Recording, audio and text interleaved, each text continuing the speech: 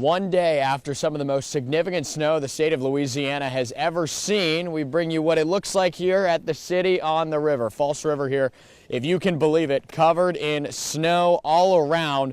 In this kind of general area, we were looking at about 8 inches yesterday, continuing from the early morning hours all the way through past noon. So now we recover. We move past the snow, and this is where it's arguably going to be the most dangerous for the next several days for a couple of different reasons. Here in Louisiana, you don't necessarily have the roads heavily salted, the snow plows ready to go like you would in the northern states, because a state like this doesn't really expect the snow. So I'm sorry for you snowbirds. It looks like you actually brought the snow with you here.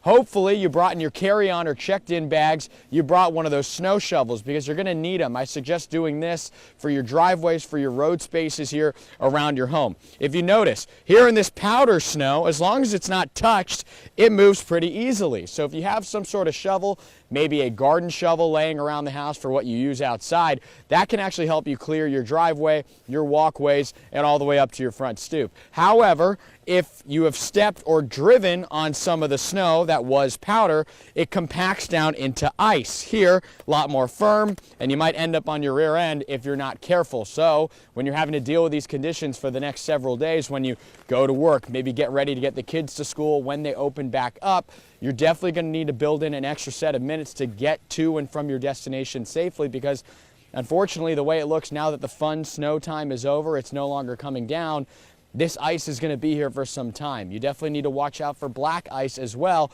which essentially blends in with the pavement. So you might not think there's ice out on the roadways when you're walking, and then you end up slipping and getting seriously injured. So you definitely need to be extra careful of that. Again, it looks like the snowbirds brought this all with them when they came down here to avoid the snow up north.